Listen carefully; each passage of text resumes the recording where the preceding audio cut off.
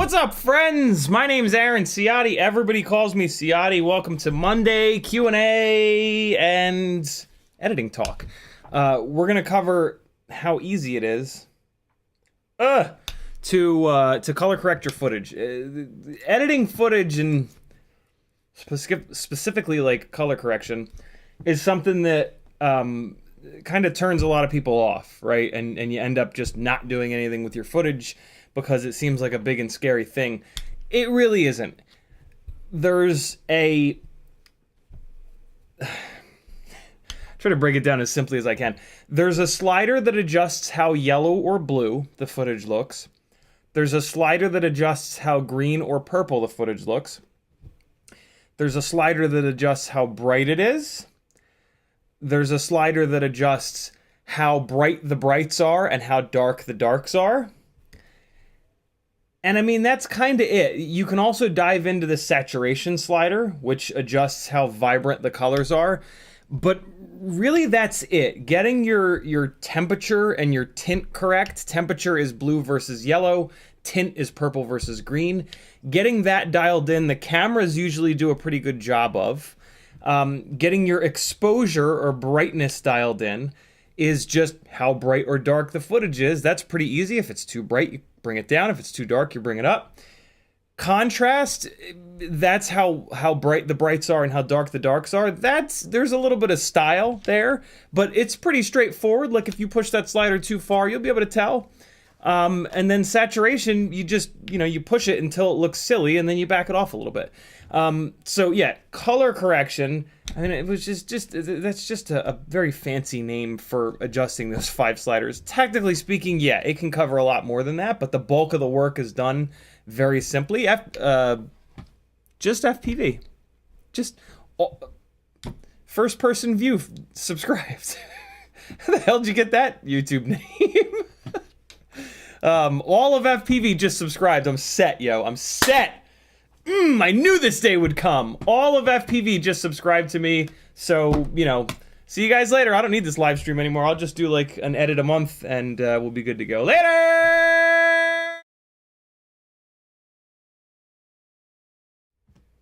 I'm back. So yeah, we're going to dive into that. And we're also going to start editing the footage that you were just watching. Probably not going to edit much of it. We're probably just going to watch through it. And I'm going to start to grab the chunks that are actually good. But that in itself is something that has a lot of value, I've been told by folks. You go and you fly and you come home with a half an hour worth of footage, right? And you have to try to cut that down into like 1 or 2 or 3 minutes. So yeah, how the hell do you do that? Like how do you be super picky about what you choose and what you don't choose? Is something that is pretty specific to all of us. Like we're all going to have moves that we like the look of at any given time. But what I've been told is that someone who's been doing this forever, like I have, is picky on like another level, but is also picky about different things, right? Like I don't just look for like a hot trippy spin or a hot Rubik's Cube. Like I'm looking for stuff that makes better films. It sounds a little weird. That sounds a little douchey, but I'm looking for things that make better, more watchable footage. How about that, right? Because one of my goals, and I don't know, in my opinion, one of all of our goals should be to make something that's watchable by more than just FPV pilots. Having stuff that's watchable by just our little group is all fine and dandy. Like that's the easy part. Getting stuff that's watchable by everybody else in the world, that's the tough part. And that's what I think I can help you with. So yeah, shirt of the day is an official BBC Top Gear shirt for my favorite of the presenters, James May, that I had to order from Great Britain and have it shipped across. In the chat, Hockey Rounds was first, Kevin Sumner was next, Frank Nicholas, Mick Mucus, Warrior Life, RT McKinney, Carbon Cage, Terry Burnett, Dan Richmond. Hey, this is also a Q&A live stream. You guys are going to get to check out my mailbag in a little bit. Carbon Cage, Terry Burnett, Dan Richmond, Red FPV, Boondock Striker, Danzilla the Terrible. YouTube has gone back to the blue and gray, thank God. Maybe they'll go back to multiple colors at random again, probably, and make me want to scream. Compost Pile, Chris Mel, Danzilla the Terrible, Kilo Foxtrot, Josh, Douglas Otwell, B-Man, Danzilla the Terrible, Carbon Cage again, Chris Mel, Off Axis FPV, Ohm FPV, Morton Upshot, Compost Pile, Christopher Robin. We're going to leave it there. If you want the Gangly Man to say hey, just say something in the chat early on. And yeah, if you want to talk directly to me, all you got to do is type CiottiFPV. When you do that and you spell it right, it'll highlight in orange like this. You can do this with each other. If you want to get B-Man's attention, type B-Man space FPV into your chat message. And for him, and him alone, it will light up in orange. And then you'll have his attention. And he's a super cool dude that sent me a whole big pack of prop bags. I knew one of you psychopaths was as weird as me about saving these 5-inch propeller bags. I've saved every one that I've ever had, but when GemFan sponsored me last year and started sending me propellers, they come in giant bags of like 50 or 100. And so I use these for like everything. Like the whole house is organized using these things. So I actually got through all of mine. But B-Man was cool enough to send me a whole bunch in here. So yeah, I'm all stocked back up on these things, which is awesome. And one of the other instances where I burned through most of mine was when I started to do giveaways with some of the props that GemFan was sending me. So I had to go and like bag up a bunch of the propellers, and so yeah, that chewed through a bunch of them. But yeah, save your 5-inch propeller bags and just all the propeller bags. Save them, and then it's really nice to have a whole bunch of bags that are the exact same size, and they're also like a thicker plastic. Like you can obviously just go to the store and buy Ziploc bags, but they're really thin and they don't last like these. These are that nice thick plastic, so you can put angry things in them and it doesn't just punch holes in them. Carbon Cage tagged me and said, yo, he says color correction knowledge, yes. Denzel the Terrible says, how do you see CiottiFPV and the rest of the gangly gang, the old gangly gang? B-Man says, you get that care package yet? Thank you again, dude. Kevin Sumner says, that half-hour footage feels more like 2 days. Yeah, it does. It does indeed. Bob Bruce says, I made it. You can continue. Marcel Off Axis says, any update on that package? Do you need shipping help? I do not. It finally showed up back here. And so, yeah, I just need to... So it says, incomplete customs form, insufficient content description. I did the same thing that I always do. Which is super annoying, as I just put the word gift. But you know, everything seems to be a moving target here in Cheeseburger Land, so, you know, I guess I'll put, I don't know. What I'll probably do is just resend it, and it'll probably make it, because this is the first time I've had a problem sending anything to Canada. The entire rest of the world, I have nothing but problems, to the point where I basically just don't do it anymore, because more than 50% of the time it doesn't make it. But yeah, Canada has been fine. I don't know what the hell the deal is here, but I will try again and cross my fingers, which won't help. Oh, come on, YouTube, please, with this thing where no matter where I click in chat, it opens up, it acts as if I right-clicked. B-Man says, sick, hopefully that will keep you set for a while, 20 per roll. Marcel Alfaxis says, no worries. Cool. Denzel the Terrible says, gift of toys. There we go. That's what I'll put this time. Gift of toys. I like that.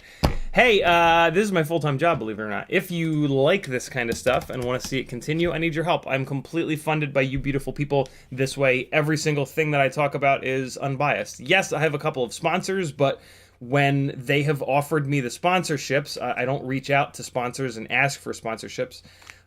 When they have offered me them, I have explained that if they come out with something that sucks, I'm going to tell everybody that it sucks, and there's no wiggle room on that. And you know, if they're not cool with that, then the sponsorship is not going to work. And so, yeah, the sponsors that I have are confident enough in their products and are interested in someone who's going to be honest. And they've, yeah, hooked a brother up. So, yeah.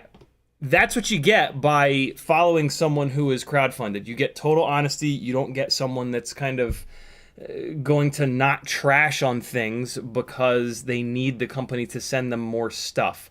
I am not at all saying that like anybody else does that, but in the back of your mind, it's going to be there. The reason why I know that is because there was a point where I had that happen, and I was like, oh, okay, nope, not doing this anymore. A company had sent me something, and when I was reviewing it, I felt the urge to like not trash on it, and I was like, nope, that's not good. So yeah, there you go. Patreon helps me out the most, and you get the most benefits. We've got a bunch of new patrons to give shout-outs to, actually. Well, let me get my mail off of this monitor and pull it over to this. Thank you guys so much that have hopped onto the Patreon. It makes a huge difference. The other thing that you can do that's kind of fun on the Patreon is for an extra couple of bucks a month, you can move from like the $3 to the $5 tier, and that'll enter you to win in some of the giveaways. So, you know, at $3 a month, you're getting this content for 7.5 cents an hour is what it works out, believe it or not. So yeah, if you have a little bit more than 7.5 cents an hour, you can enter to win some giveaways. And if you win, if you're on the $5 tier and you win a giveaway, the value in that giveaway is going to pay for your Patreon for the next, like, probably 6 months to a year. So yeah, take your chances. CiottiFPV, supporting gambling addiction since 2020. So yeah, you can do that over on Patreon. There's a ton of benefits. You're going to love my Patreon. Over on Etsy, I've got some really fun stickers and hardware that you can purchase. Over on Fiverr, you can work one-on-one with me. You don't have to go through Fiverr. You can just message me, but on Fiverr, I have a couple of things up there that'll kind of get your creative juices flowing as to what I can really help you out with. Over on Teespring, I've got some fun apparel and random stuff. If you want to do a super chat, but you don't want YouTube or Google to take 30%, you can use the PayPal button here. If you do that, do me a favor in the chat, say, yo, CiottiFPV, check your PayPal, because I want to give you a shout out. And then I've got all these affiliate links. Affiliate links are free money, and you guys do an amazing job hitting these before you check out. Much thanks for that. Keep it up, because, yeah, there's no reason to not use affiliate links, and it gets you free content here on YouTube from lots of different content creators. I have affiliate links to We Bleed FPV, Newbie Drone FPV Cycle, Amazon, Get FPV, Oh My God, HD0, Flywoo, Emacs, Banggood, Camera Butter, and AliExpress. And that's how you support the gangliest of all the gangles. You can also click thumbs up and subscribe and do the bell shit and leave comments and all that fun stuff. It all helps keep the train rolling here while we talk about helicopters. In the world.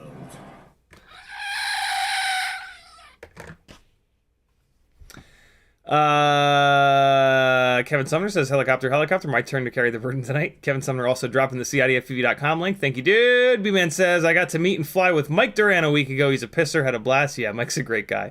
Nani FPV says, what's up, y'all? Hello, CiottiFPV. For those that don't know, Mike Duran is Gem Fans, I guess he would be their marketing rep.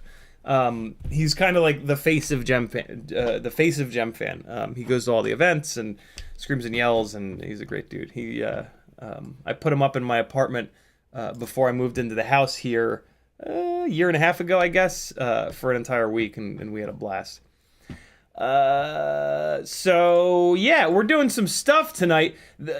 Patrons, you guys have access to the full Tiny Whoop dive edit over on Livestream Live, which is a Patreon-only Discord text channel. So you can go check that out. We're going to do color correction on that edit here tonight. I'm not going to play the whole edit, but I am going to jump around. So there's another great reason to hop onto the Patreon for 7.5 cents per hour or 10 cents a day. And you can check this edit out in its entirety. It's kind of a rough cut right now, but I don't really think I'm going to make many changes. I added like one extra little pop-up of text, and now I'm going to be doing the color correction, of course. And then I think it's done. I asked you guys for feedback about like the pacing. Is it too slow? Is it whatever? And everybody seems to love it. So that's kind of where it's at, and I'm happy with it. Like, so yeah, it's pretty much there. I'll get it up, and then that's what she said. And then we will start chopping through the Walksnail drift car chasing Jibby Jabby. And then we'll go to sleep because it'll be midnight. So let's dive on in to Adobe Premiere. Now, first and foremost, I'm going to be using Adobe Premiere. It's not the easiest software. It's not the hardest either. Like, and what's nice about the problem with Adobe Premiere is it's expensive. You have to buy the Adobe suite to get it. I mean, you can just license it and save a little bit of money. I wouldn't. I don't necessarily think that I would recommend Premiere being your video editing software of choice. I use it because I don't need, but I like Adobe Lightroom and Photoshop, so I can get it all bundled together. What I really like is that Premiere is kind of like, to some extent, the industry standard. It's really the most used editing software, I think. If it's not the most, it's the second most used editing software. So you can go on YouTube and type in Adobe Premiere and then just any combination of words that are remotely close to what you're trying to do in it, and someone will have a perfect step-by-step tutorial on how to do exactly that. So that is really because I've been out of the editing game for way long. You know, I was into this shit 20 plus years ago back in college, where it was like version 1.0 of Premiere, and it was a mess. But then I kind of got out of it, and I've been out of it for a long time. So the simplicity, but also the ability to do anything. Like Premiere is a piece of editing software where you can do absolutely everything and anything. Like it's powerful enough to do that. With a lot of the free software, you're going to be a little bit limited. But to be honest, none of us are really going to, like, the only people that are going to use that side of Premiere where you can do crazy effects and shit are the people that know what they're doing. And if like, that's probably not anybody. It's not me. So if you're better than me at editing, then you're probably already, you know, like, you don't care about what I'm saying right now. So yeah, keep that in mind. You do not need Premiere to do any of these things. These temperature, tint, exposure or brightness, contrast, saturation, these are in every single piece of video editing software. If you don't have any software now, just go to Google and type in free video editing best free video editing software for PC or Mac, and away you will go. If you're on the Mac, just use iMovie. iMovie is fantastic. I used iMovie for probably about 10 years. And I only moved to Premiere, when I kind of maxed out iMovie's ability to put, never mind. DaVinci is another super popular option that's a fantastic piece of software. A lot of people have been actually switching from Premiere to DaVinci. You cannot go wrong with either. They're both amazing. Although, again, they are both high-end pieces of software, so they can get a little bit confusing. So just kind of keep that in mind. For what we're doing, we don't really need all of that, to be completely honest. So don't let that kind of thing put you off. If you've got a Mac, use iMovie. Like, the easier the software, the better, because it already kind of sucks to edit. So if the software then makes you uncomfortable and or confuses you, you're just not going to edit. So use whatever is simple and cheap and easy, and just focus on the footage itself rather than focusing on the effects in the software. The effects in the software typically are going to make you look even more unprofessional. Like, major motion pictures, other than George Lucas films, they just cut between scenes. Just a simple cut. And so when you're using star transitions and fades and all this other shit, it's not like what people are used to seeing in major movies and shows, and it can very quickly and very easily come off as super unprofessional. And yeah, it's kind of like, it's just one of those weird things. You want to focus on picking the best clips and blending them together and timing them in a way that the cuts in between the scenes disappear.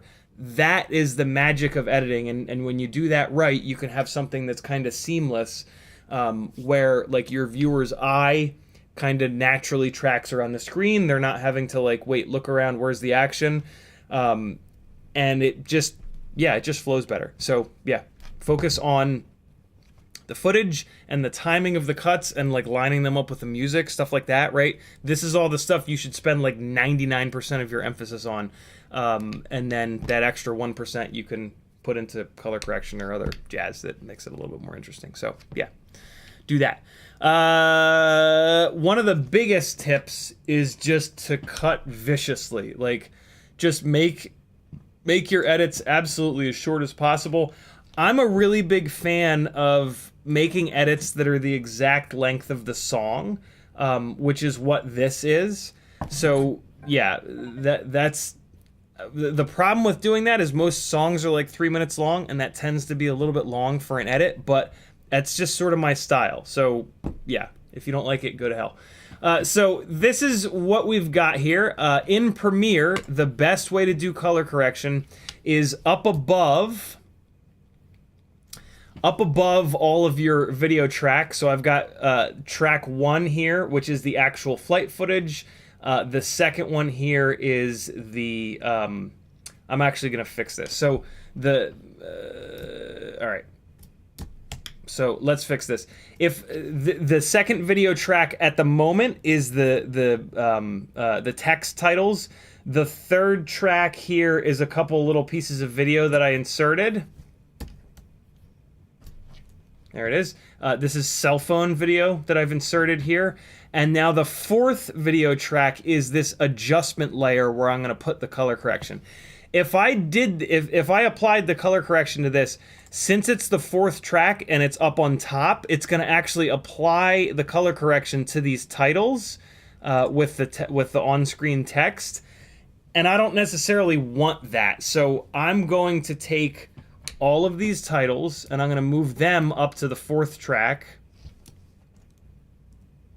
What just happened? Hold on. I just scrolled the mouse wheel on something and it acted really funny. All right, now it's fine. So I'm going to highlight all of these titles here, and I'm going to pull them up. I'm actually going to pull them up to the fifth track, just so I can get them out of the way. I'm going to make sure that I don't shift the time. And then I'm going to take these guys, pull them down here, and then pull this guy down here. And then I'm going to come back up here. I'm sure there's a slicker way of doing this, but I don't know what it is, and that's fine. And so now we've got our text up above the adjustment layer so that the changes that we're going to make in the adjustment layer do not bleed onto those. I mean, it's white text, so it probably wouldn't make that much of a difference. And in some cases, it can kind of look cool. But yeah, more often than not, I just kind of do this to get them out of there. So now this adjustment layer is going to apply to these two little clips of iPhone footage here, and then all of the analog DVR that came out of the power play. So now we can kind of get to work here. So what you want to do with this adjustment layer is highlight it, and then you're going to come up here to, in Premiere, it's called Lumetri Color. And we want to work with the basic corrections. Where's the little arrow? I took the little arrow out. That's weird. So here we go. We've got temperature, tint, exposure, contrast. Premiere is a little bit more fancy than some of the cheaper ones, and we can adjust the highlights and the shadows as well. Some software does not allow you to do that. We can also adjust the whites and the blacks. But then here's saturation as well. And then in Creative, we're going to take the vibrance slider, which again, and the sharpening slider. But if you don't have the vibrance slider, the sharpening slider, the highlights and shadows, the whites and black sliders, that's totally fine. They're more subtle changes. The big changes that you're going to make are the 5 sliders that we've been talking about here tonight. Temperature, tint, exposure, which is also sometimes called brightness, contrast, and saturation. Those are the ones that do 90% of the work. Is the audio cutting out, or is the video just freezing? The video freezing, I don't know what the deal is with that. That started not too long ago, although it seems okay right now. But the audio should not be cutting out. Final Cut is also another really good piece of software, but it's kind of expensive unless you steal it. Then it's free. So let's dive in here. What you want to try to do, so when you're applying these corrections, typically the footage is not going to be playing. You're going to do this on a still frame. So what you want to try to do is pick a still frame that kind of represents as much of the footage as possible. So like, for example, this is like the very first frame. which is looking at the back window of my car, which is like very dark and you know, it's glass with black in the background. This is not a good frame to do our color correction on because the rest of the edit does not have really anything black in it, right? It's greens and bright whites and all this stuff. So this is not a good frame to color correct on. We want to come up here somewhere, and this right here is actually a really good one. We've got the blown out white and blue sky on the top of the screen, but then we've also got the green trees and ground on the bottom of the frame. What you want to keep in mind is that the camera, your FPV camera, or just any cameras, not any cameras, more fancy cameras, you can lock the exposure down. FPV cameras, you can't really lock the exposure, so they're going to adjust. They're going to lighten up when things are dark. They're going to darken down when things are bright. So you want to make sure that you pick a frame here where the camera has already adjusted. You don't want to pick a frame, like if you're flying really fast in the bright sunlight and then you go under a tree, which is really shady and dark, the first couple of frames going under that tree are going to be very dark because the camera is going to be adjusting, and it doesn't adjust immediately. They adjust pretty quick. That would be another example of a frame of video that's not good to color correct on. You might want to come back later and see if you can fix that frame, but for your blanket adjustment that you're going to apply to the entire edit, you want to pick a frame where the camera has already adjusted to a point where it thinks the exposure is correct, because 99% of your flying, the camera has already adjusted and it thinks that it's giving you a good balanced scene. And this is a good example of that. We've got the bright sky in half the frame, roughly half the frame, and then we've got the dark ground in roughly half the frame. I'll show you an example. So like if I were to do my color correction on this first frame here, I might want to like lighten this up, right? I might want to come in here, oh boy, and make the darkness of this back window here a little bit lighter, right? So let's say I come in here and I do that, and now when I go to another frame, look how awful that looks, right? Like, and that's just a steady cruising forward frame, right? So you just can't color correct on a frame that doesn't represent the entire edit. You need to pick something that is more representative of the majority of your flight footage. So we're going to do that here. And you can kind of shuffle the footage back and forth here to make sure that the camera is not in the process of adjusting from light to dark. So this is a good one here. All right, so we're going to start with temperature. The temperature slider, sometimes it's called different things, but it's easy because you pull it on one direction and everything gets very yellow or orange. You pull it the other direction, everything gets a little bit blue. And there is some like art that goes into this. Is also considered like dialing in your white balance. In Premiere, there's a really handy tool. There's this really handy eyedropper tool here. And if you click that tool, your mouse pointer becomes a little eyedropper. And now what you can do is try to find something in your frame that is a neutral color, as close to like 50% gray as possible. So in this case, it might be this roof here, but unfortunately this roof is blown out and it's bright white. So if I click it, it did a pretty good job. It's trying to automatically white balance. You'll notice here, it took the tint slider and it moved it up towards the purple. It is trying to automatically white balance for you. If you've got a tiny whoop that has a clear frame on it, down here in the corner, you've got a little bit of clear frame that you can click. And that might work. Sometimes the edges of the camera can shift colors around a little bit, and I think that's what's going on in this case, so that's probably not a great frame to, a great spot to try to automatically white balance off of. What I think I want to do is see if I can get this little globe here, because this globe is white, but in this frame it's kind of to gray. So you see, like, the whole image is very, very, very yellow / orange right now. So that the frame in the corner is not a great spot to auto white balance off of. If I click this guy here, That's a little bit better, but now we've gone really blue.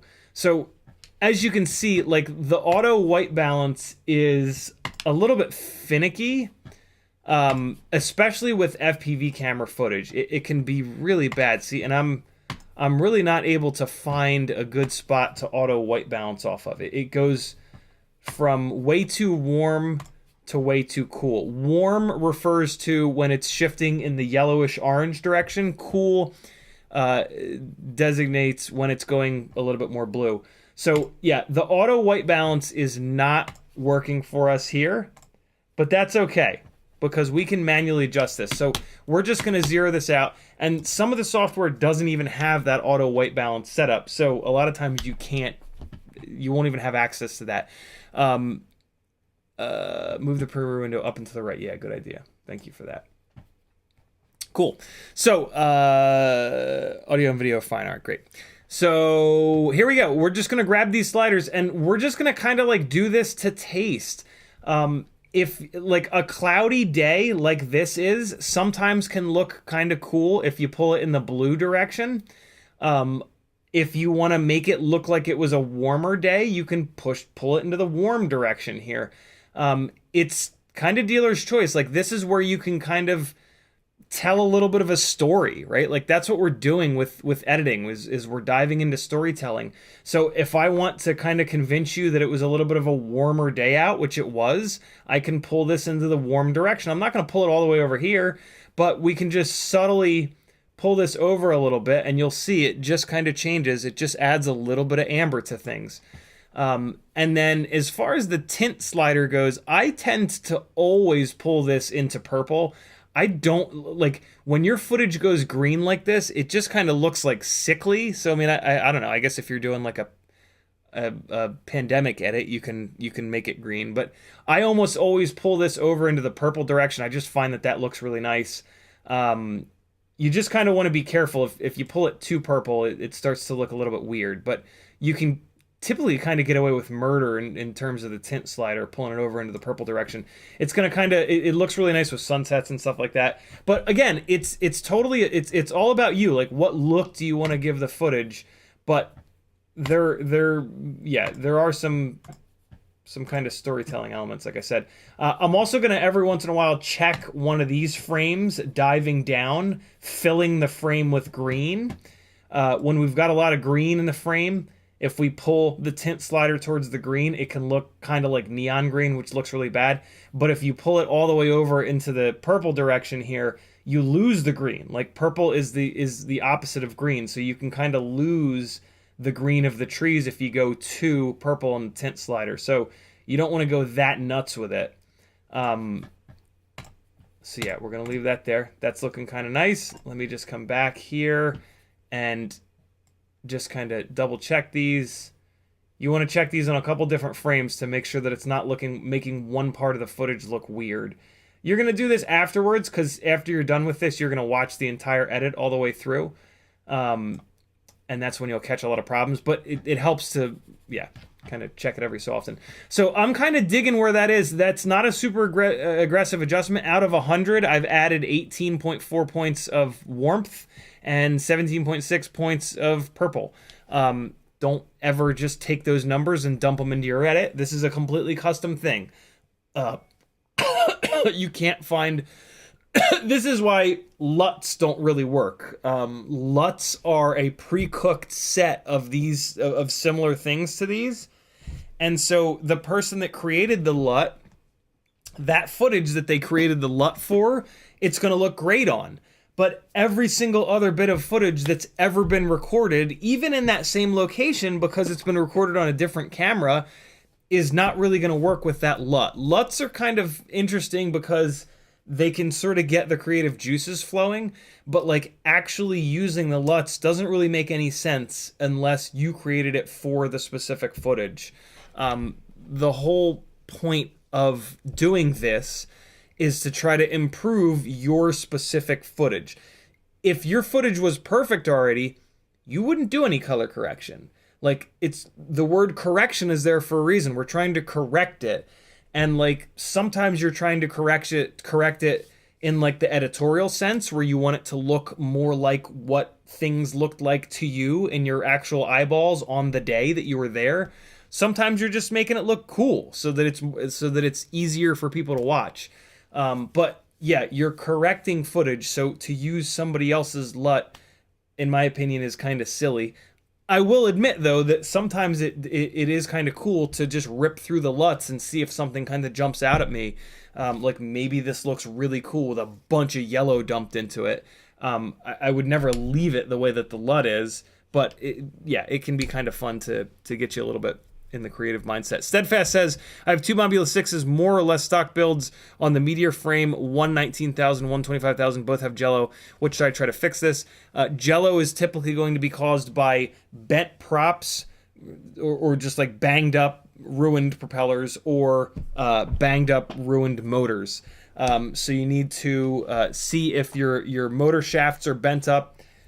Easiest way to do that is to take the propeller off and just arm the quad and put your fingernail, the motor shaft is going to be like this, put your fingernail next to the motor shaft, and if it's wobbling, you'll feel it, like it'll hit your finger. It's always going to have a little tiny bit of wobble, but if you test all four of them, at least one of them should be somewhat clean, so that'll be your baseline, and then if the rest of them, usually the front motors will be banged up, and you just need to replace them. That's kind of the only thing that's going to cause a strong enough vibration to create jello. Also, make sure that your camera is bolted down nice and tight. Tiny whoops typically don't struggle with jello, so there's something majorly wrong. It should be pretty easy to find if you're getting jello.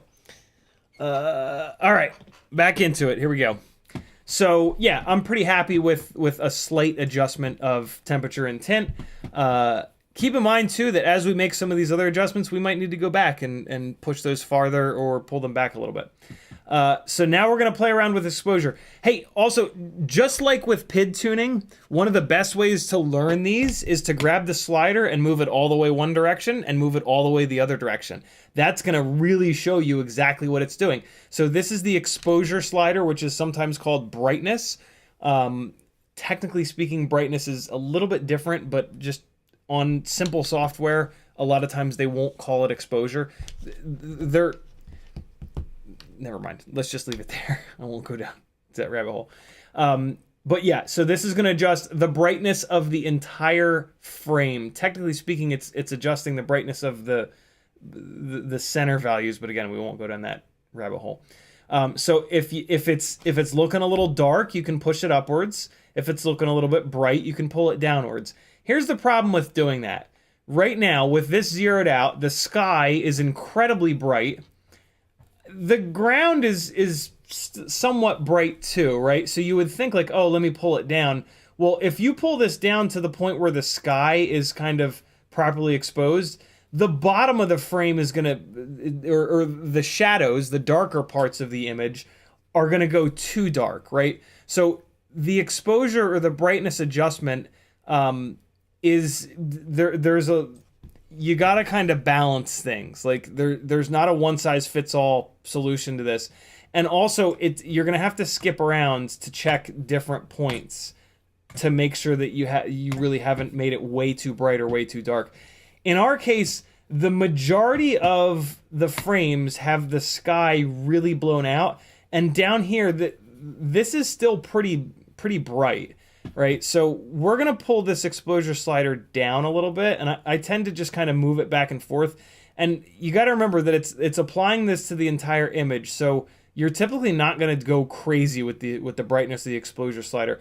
You're just going to try to get a feel for, typically like this camera is kind of bright, so I'm just going to pull it down a little bit here, 0.2 of a stop. That's a slight change, but we're doing that because, yeah, this camera just tends to run a little bit bright. Now we've got contrast, and now contrast is another slider that you're not going to go ham with. If you pull it all the way up, it looks kind of cool, but you're going to lose a lot of detail when you do this. Whereas you pull it down and it makes everything kind of gray. Typically with contrast, you do want to push it up a little bit because it just makes it kind of more interesting. More contrasty images kind of tend to pop a little bit more. But you don't want to go nutso with it. So we're going to And the reason that you don't go crazy with it is like if you look up here in the detail of the sky, we don't want to lose the cloud detail. And when so look right here between the clouds and the blue sky, and watch what happens when I ramp the contrast all the way up.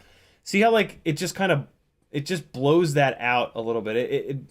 This is not a great frame to kind of show that. Let me try to find a better one. Yeah, okay, so this will show it. So if I ramp the contrast all the way up, it just looks way better.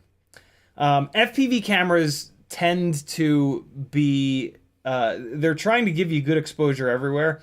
All right, no, so a better example is down in here. If you look down in here, I've got the contrast turned all the way up right now. Right, so with the contrast turned all the way up, this is just black. Like we've lost all of the detail here. If I come up here and I turn the contrast down, see how we got, look, there's something going on there. It's not just black, right? So you want to try to not lose information. You want to push the contrast slider up to the point where it looks good, but you don't start to lose detail in the highlights or the shadows.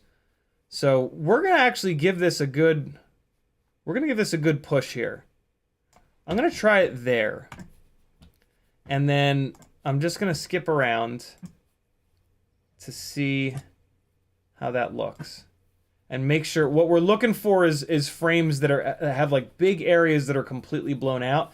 This is a frame where I'm changing. I was pointing down and now I'm quickly pointing up, so it makes sense that this is blown out.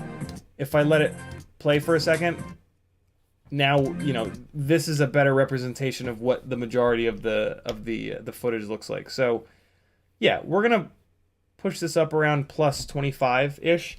And now here's where Premiere and the other more fancy editing software really kicks ass. I've got individual sliders to control the highlights, the shadows, the whites, and the blacks.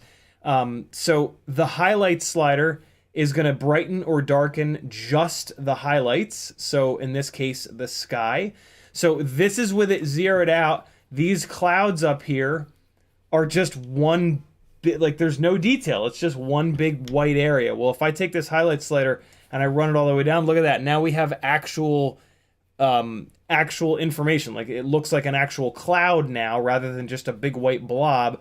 The problem with running this slider all the way down is that it's made the rest of the frame kind of look like ass. So again, you can't go nuts with this frame, but let's push it a good amount, because we can then come back and kind of lighten up the rest of the frame. So that's a lot. That's pulling it halfway down, -50. It makes the rest of the image look a little too dark, so we're gonna come back and then we're gonna push some exposure in. But let's just keep going here. The next slider is shadows, and you guessed it, that's gonna adjust the brightness of only the shadows. So like if you look here at this gray, now we've got a little bit of gray here and then the white.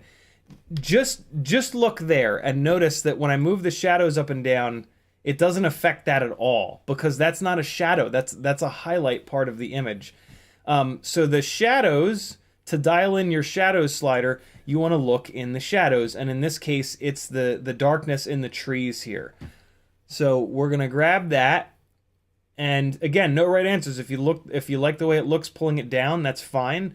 I usually push it up a little bit. Cameras have a pretty limited range of, especially compared to our eyeballs. They have a pretty limited range of brightness values, light to dark, that they can capture. So moving the highlight slider down and the shadows slider up tends to help with that, and it kind of better approximates what our actual eyes are seeing. I'm gonna go really. I almost want to leave the shadow slider alone, because we don't have many scenes where the shadows are too dark. Here's another frame for me to show you what that does. All right, so see how it just really applies to the trees on the bottom of the frame. But yeah, these trees are not like too dark. They're not underexposed. So I'm just going to give it a little touch of that shadow slider. We're doing pretty much nothing. Now we've got the whites slider. This more aggressively attacks and changes the value of the brightest whites. The problem with this slider is that it's gonna, if you push it up a little bit, it's gonna take, like, the camera does a really good job of making the brightest parts of the frame pretty much 100% white. So usually you're not really going to touch this white slider. It's also pretty sensitive. So now we're going to do the opposite with the darks, the black slider. And this one you can sometimes be a little bit more aggressive with. It really depends on where the footage is coming out of. But we're not going to go nuts with this one either. I know it looks kind of good when I pull it all the way down, but there will be frames where pulling it all the way down looks like ass. Here's a good example of that. So these trees over here now look terrible because I've pulled that black slider all the way down. See, now the black slider is up and we've actually got some contrast in those trees. Here's with it down, so we lost everything. There's actual information in those trees. Pulling the black slider all the way down just completely crushes it. So, you know, it made that first frame we were looking at kind of look a little bit better, but it makes this frame look awful. So I usually leave the black slider pretty much alone, which is exactly what I'm going to do in this case. So then we've got this. So, well, actually, now we're going to go back up to the exposure slider, because in screwing around with the shadows and the whites and the highlights, the entire image now looks a little bit too dark, and we did pull the exposure slider down. I wanted to do the exposure and the contrast sliders kind of separately for you guys, because if you're using some of the cheaper software, you're not going to have highlights, shadows, whites, and blacks. So we had really dialed the exposure and the contrast slider in as good as they could be, assuming that we weren't going to have these other sliders. So now I'm going to go back. But to be honest, a lot of times I'll end up going back anyway. The highlights and the shadows sliders, they target very specific areas of the histogram or of the image. They target the whites, the highlights, and the darks. The exposure and the contrast sliders adjust everything in the middle. So they're a much more blanket adjustment. So once you've been able to specifically adjust the highlights and the shadows, you can then typically come back in and adjust the exposure slider. And technically speaking, the way that you want to adjust, if you have the highlights and shadows sliders, the way that you want to adjust your exposure or brightness slider is to adjust what are called the mid-tones. It's all of the tones that are in the middle. They're not the brightest brights, they're not the darkest darks. It's everything in the middle. And that's what we're going to do right now. That's why this image looks a little bit dark, because the mid-tones are wrong. We fixed the highlights, we fixed the darks, the shadows. Now we want to fix the mid-tones here. So we are going to do that with the exposure slider. And so we had it at minus 0.2 of a stop. So even just by pulling it up and zeroing it out, it looks a lot better. That's where we were, and now this is zeroing it out. So that immediately looks a little bit better, but let's move it around a little bit. And you can see, like, it instantly starts to blow out these brights here, which I really do not like. Even at like 0.1, we're starting to lose detail in those bright areas. So yeah, I'm actually going to zero it. We're going to put the exposure at 0. Most modern cameras, when you have them on auto exposure, do a really good job kind of nailing the exposure. And in this case, you know, this tiny little shitty FPV camera did exactly that. It did a great job at making the whites white and the darks dark. So, you know, if you don't need to move a slider around, don't move it around. Like, don't ever feel like you have to adjust every single slider. That's not true at all in a lot of cases. So, that is, I think, where I'm going to leave this. Let me fart around with the contrast slider too. Again, since we moved the brightest brights and the darkest darks, we might have a little bit more latitude to kind of play with the contrast slider. I always try to push the contrast up as much as I can until it starts to look kind of cartoony, because it really just makes the image kind of pop more. And yeah, so in this case, I'm able to add 10 more points of contrast because I got the brights and the darks under control.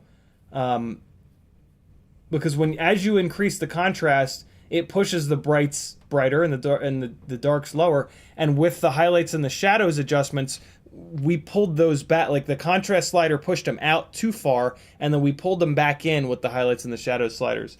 So yeah, I can push a little bit more contrast in here. And what's nice about doing that is that that's pushing more contrast into those mid-tones we were just talking about. And that just kind of makes it look better. So now we're going to hop around a little bit and just make sure that nothing looks worse. Another really nice thing to do, and one of the biggest reasons to put these adjustments onto their own layer and onto this adjustment layer, is that you can very easily turn it off and on. And that's one of the most important things to do every once in a while, is to turn your adjustments off and on to make sure that you're not making it look worse. And in this case, you can see that's with it on, that's with it off. So when it's off, it's a little bit too blue and a little bit too green. And then with it on, it's going a little bit warmer. And this was a warmer day, and that's kind of what I'm going for here with it. That's a style choice for me. Pick a different frame, do it again.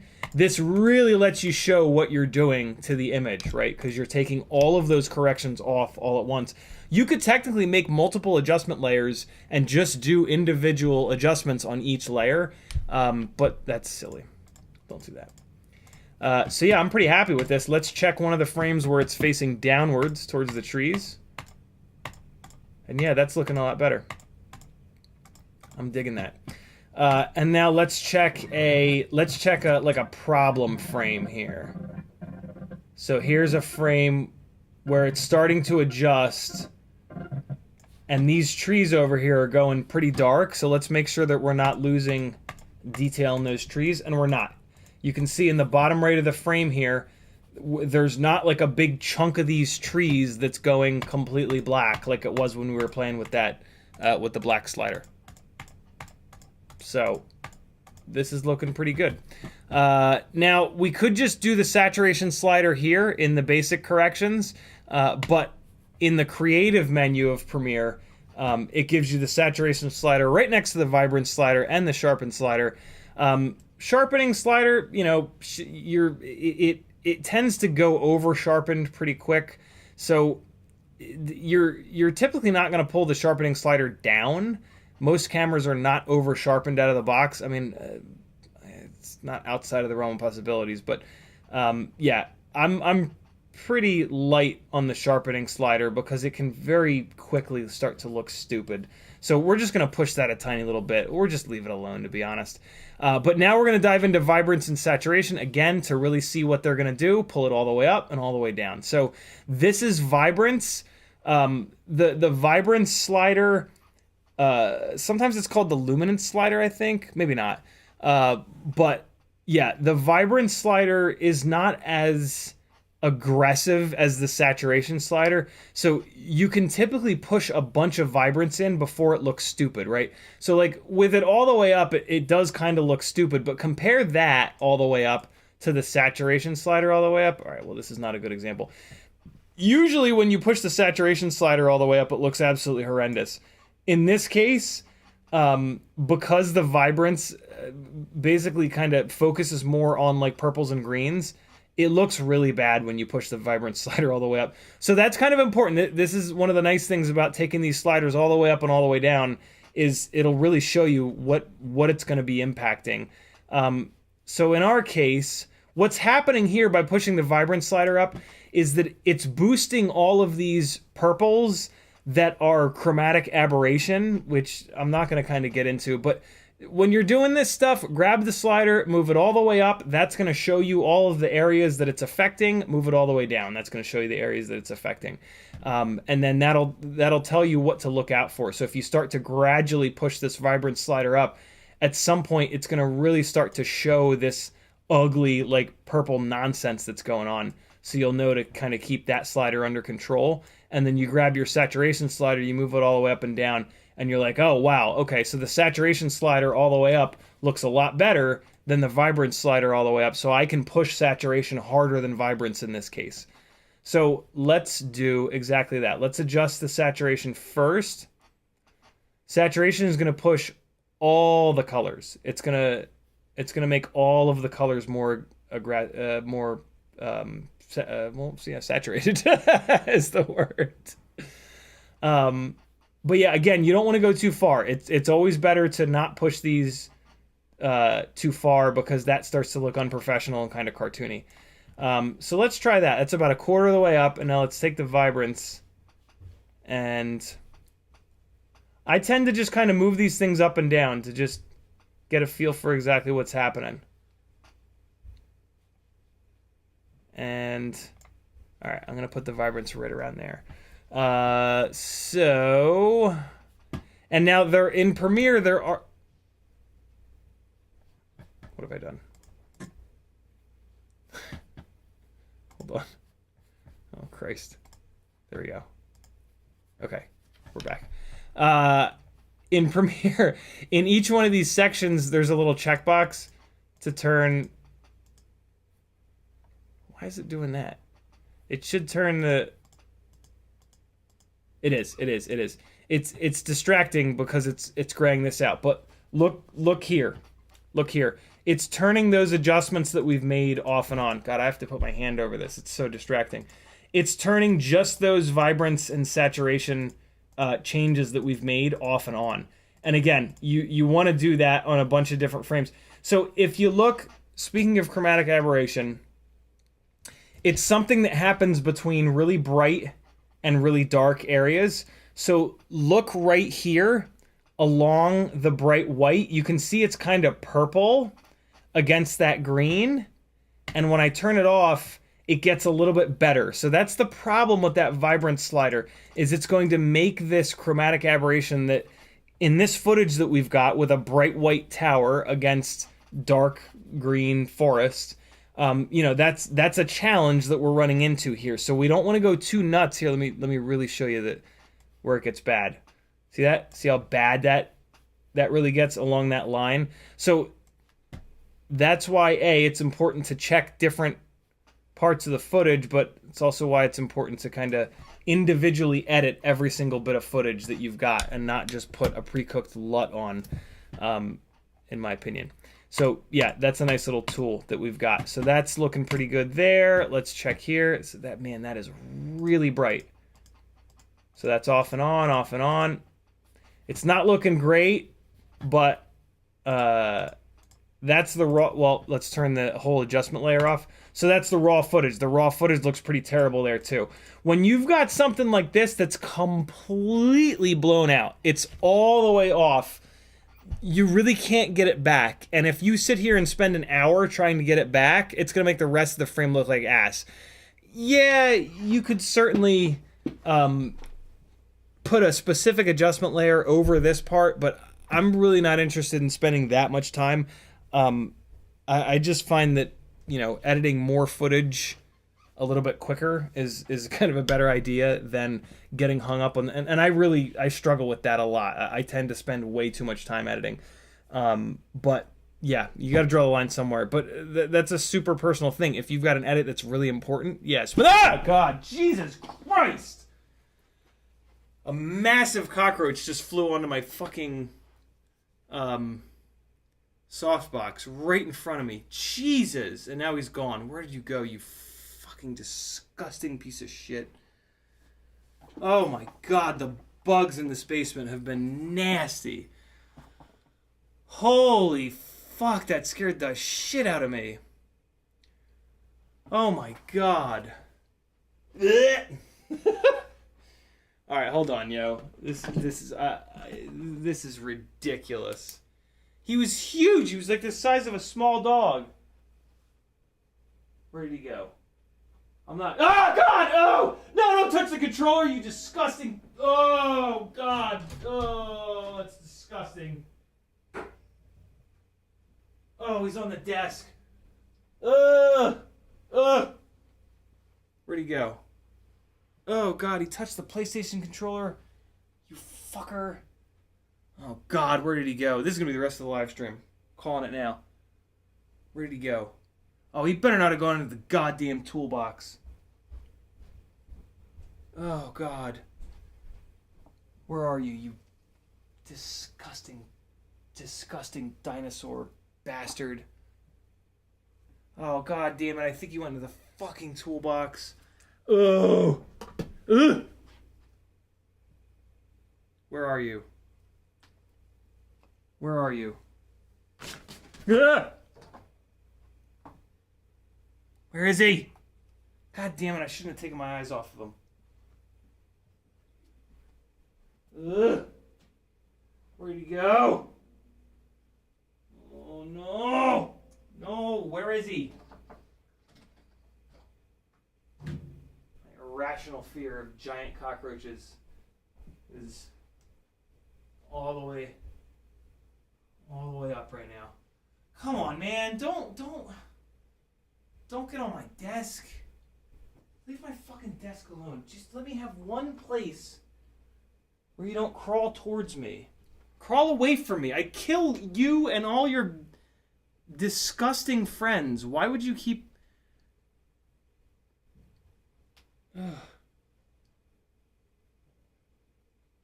Oh, God. This is some bullshit right here.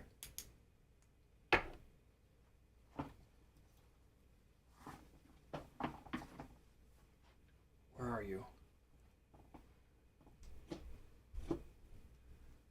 Oh man, this is ridiculous. We just had pest control out here too. To spray these jerks. Spray for these jerks. Oh god, it's gonna happen again. I know it. He's gonna jump scare me again.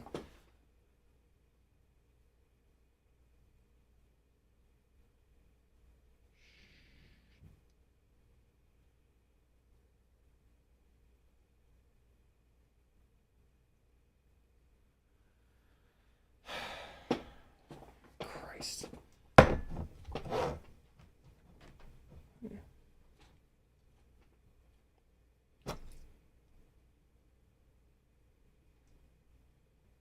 Okay.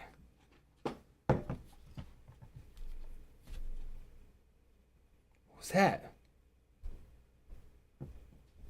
Oh, it was the sound of the mouse moving.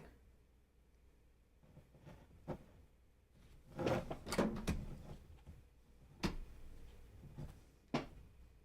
think he's in the toolbox.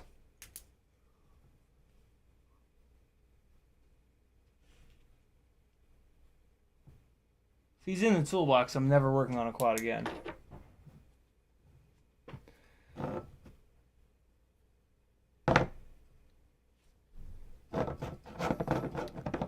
This live stream brought to you by Raid. Not Shadow Legends, though.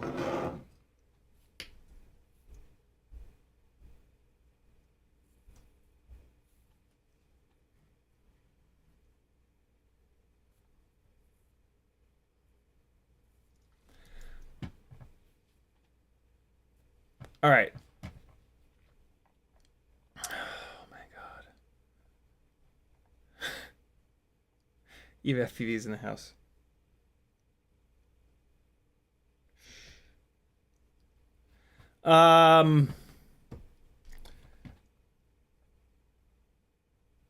Okay. Okay. Come on, man. Where did he go? What? Show yourself.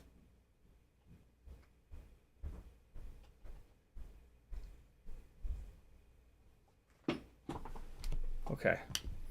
I think we're looking pretty good. But again, we're going to turn off and on this adjustment layer another bunch of times here. This is a nightmare. This is an absolute nightmare. I want to really try to move this highlight slider down as much as I can.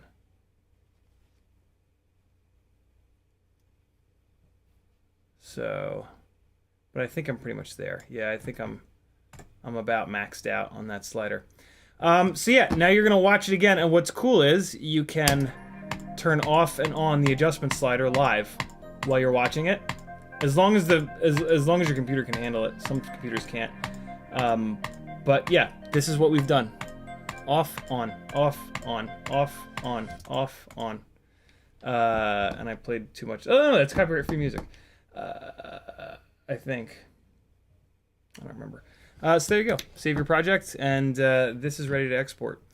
For export settings, it's down below in every single description of every single edit and live stream that I've got. Who is Matt has the hot export settings, and yeah, watch one of these videos and he'll hook you up, and it works extremely well. But yeah, the link is all the way down the very bottom of my description. So that is the Tiny Whoop 1500 foot. So yeah, I did confirm that tower is 1454, I think. Duke, why don't you eat these things? What do you, like, you live here rent free. You eat our food, you throw up on our floors, and you can't even eat. Oh God, Duke. Oh, you stink something fucking awful. Oh, get out of here. Find this cockroach and eat it. God, you're so lazy. Do something around here.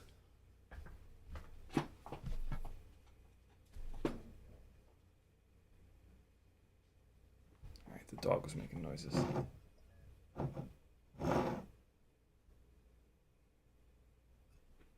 Okay.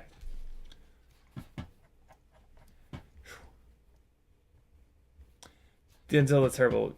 I hate you. I can't believe you just said that. God, it still stinks from Duke. Oh God, he's getting old. You know how old dogs just stink like hell. Oh God. All right. Let's save it, and we're gonna go new project, and we're gonna put this in the location that is, so 2023 RC drift, choose. Okay, cool. This is only 720 and 1080 footage, so we don't need, so we're gonna call this RC, no, Walksnail RC drift. Cool, and we're gonna create a new project here. Well, that's not what I wanted to do. Oh, fuck. Come on. All right, hold on. This is where you'll get to see how useless I am with Premiere. I'm really not good at Premiere. But kind of just good enough to get it done. All right, so here we go. I wonder if it'll pull up that time. I think it's gonna pull up that that timeline. Let's see though.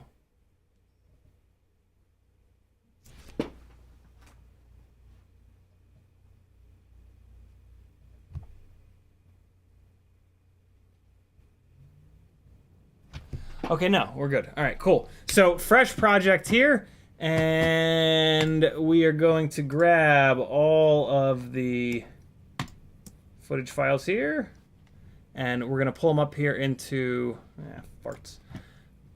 We need the is it source? No, it's media browser. It's not media browser.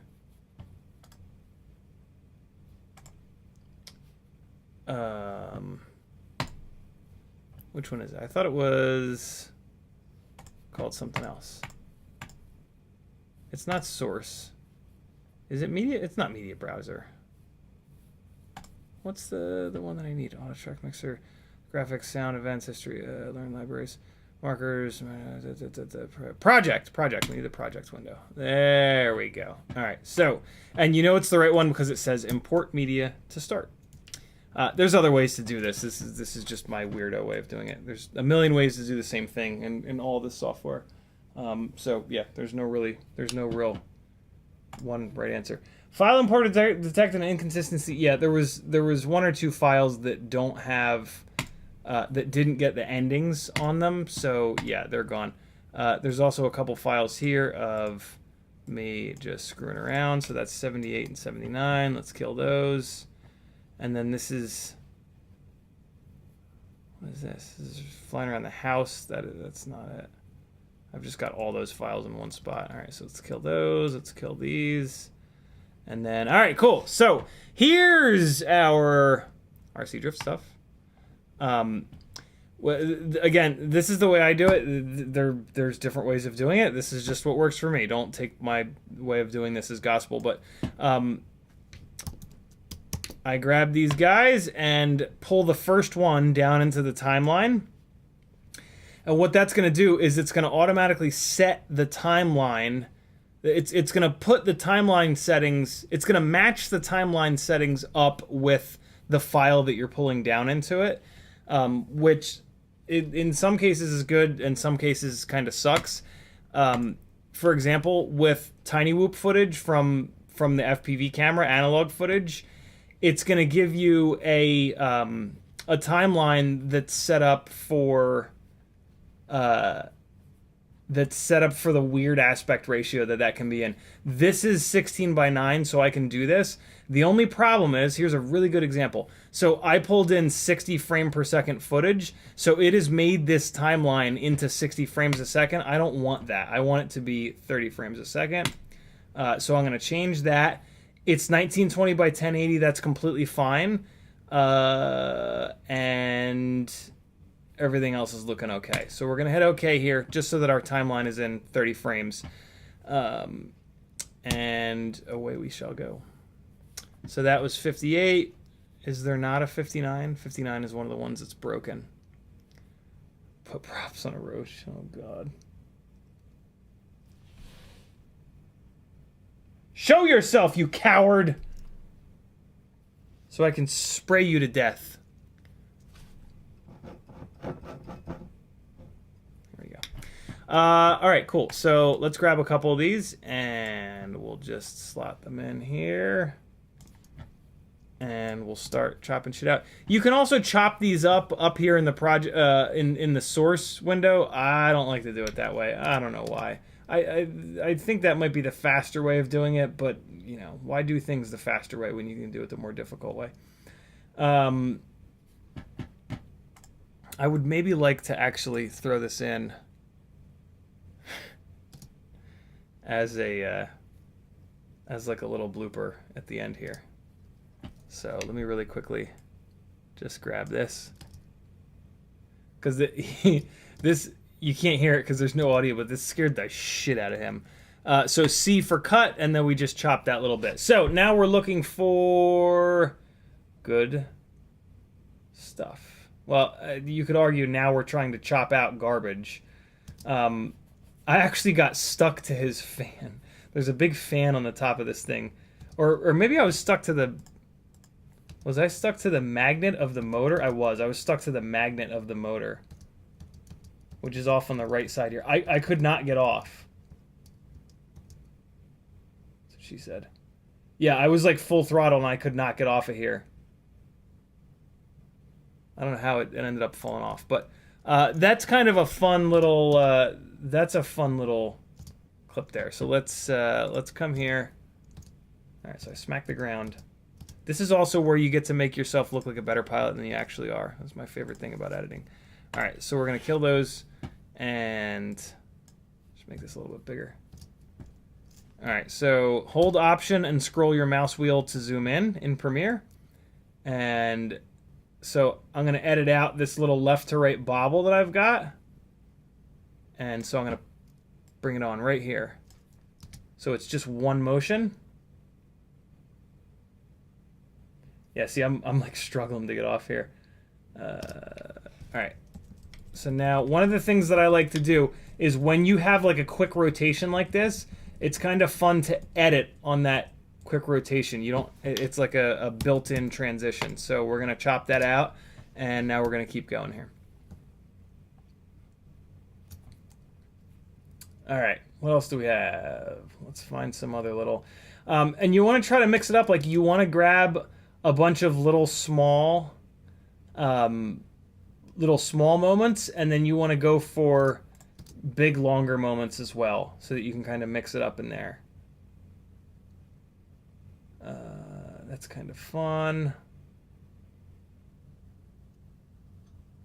Not the best though, and then it kind of goes away pretty quick there. So I would maybe like to have something with this wacky little car in it though. Although I feel like showing the car and then not showing the footage from the car kind of sucks. Nah, that's a pretty cool little rip there. So let's start it here. Let it play out to around there. No. All right, that's a nice little chunk. V, well, let's ripple delete that. When you ripple delete it, it kills the gap there. All right, so what else do we have? That's a nice little rotation, but I blew it with this throttle blip here. Ugh, that's ugly. A little bit too short, and there's that little bump in there, so we'll let it go. That's kind of fun, actually. It's really fun. CiottiFPV turned me on to like leaving crashes in flight footage. It's a nice little opportunity to put edits in too. So this is kind of a cool one here. So the car kind of comes out of nowhere. So we'll chop it here. Nope, not V. C. There we go. Get rid of that bit. All right, so we'll leave this. Car kind of comes in bottom left of frame, and then kind of come out here and whammo. And if you basically just chop the last blurry frame, and then that's a cool little edit point for you. So we got that little bit there. Now that like right now we're chopping this stuff out, right? So we're looking for the next interesting thing to happen, so that we can put a cut. So yeah, this is all gonna go. That's kind of junky. And we got all three of them in a little hoe train here. All right, so that's kind of cool. You also want to kind of think about your frame rate. Like if you're planning on slowing something down 50%, like I am with some of this stuff, you can get a little tiny piece and then it'll double in length, right? So like if you have a really interesting little like 1 second moment, dumping that down 50% speed and doubling it up is gonna it really like it's kind of magic. So just kind of keep that in mind. If you have the ability to slow stuff down, if it's a really cool moment but it's too short, just chop it out and see what it looks like slowed down. Maybe it'll become long enough.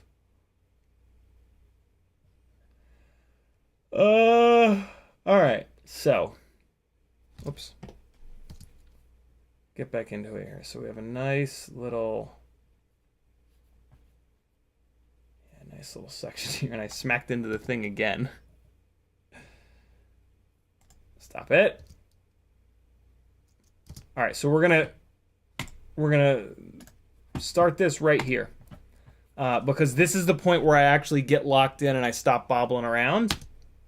Nope, there's one more bobble that I might want to kind of get. Yeah, I want to get this extra little boop. All right, so there we go. Pull it back a couple frames, and there we go. Okay, nice one. So we got that, and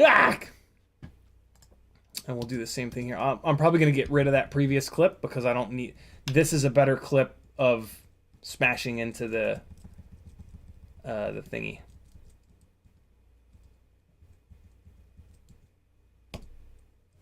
All right, that's a good spot to clip that, and let's keep going.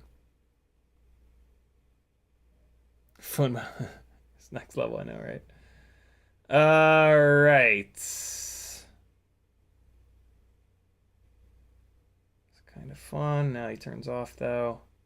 There we go. That's man. It is really cool when you get their little headlights coming at you.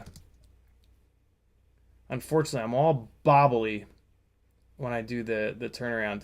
This is the first time. No, it's actually not that bad. This is the first time. This is the first battery on this Walksnail rig here, so I was really kind of getting dialed in. Yeah, see, that's my elevation's all over the place, and then I lost them.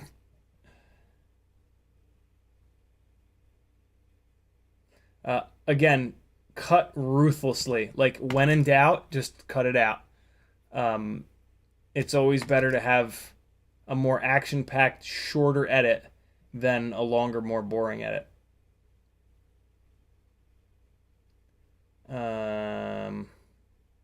He didn't hit the can, so we'll leave this out. This is a half decent little chase, though. I'm starting to kind of figure this out and get locked in. Just in case I need it, I am actually going to chop this out. I like to try to, with these, I like to try to vary it up and make sure I have some footage from each car. It's cool for the drivers, right, to get to see themselves, but it's also cool for the viewer just not to see the same car over and over and over again. So let's grab this out, because this is an interesting kind of perspective too, right? Him coming head on and then zipping past, and then we pick him back up here. I hate that elevation bobble there. I really, really, really do. But let me show you what I mean about half speed really changing a lot of this stuff, right? So I just need to pick one more point to edit out, and then we're going to take that and we're going to go half speed with it. I just kind of want to show you this. Stop, come on.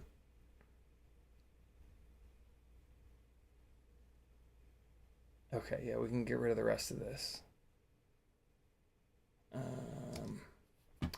right, so there's a big chunk that we can get away. We can just get rid of. All right, so now we're gonna take this guy, right-click it, come down to speed and duration, and we're gonna go half, 50%. And now watch how this clip changes. Watch how much more interesting this is. Is this true 60 frames? It sure is. Yep. So we have it slowed down to half speed. But still, when I arrow forward, it's a new frame on every arrow. If this was 30 frames per second, it would be acting like this. 1 frame, 2 frames, 1 frame, 2 frames, 1 frame, 2 frames, 1 frame, 2, right? It's doing this because I'm now down at 25% speed. But at 50% speed, as long as there's a fresh frame, as you arrow forward, you know that it's true 60 frames. So yeah, that's pretty cool. Which means that, I think what that means is that this is 1080 60. Where's the info? There's the info. Yeah, this is 1080 60. Interesting. I didn't know that the Walksnail setup would do that. I mean, I'm all for it though. So yeah, look how cool this looks in half speed, right? I wish that I'd rotated quicker with them. But it completely changes like the feel of this clip to go half speed. I mean, I know that's probably kind of obvious, but yeah, at full speed, this clip is too short. It's just there, and then catch him, and then hit him as soon as I catch him. Whereas like in half speed, the catching him becomes like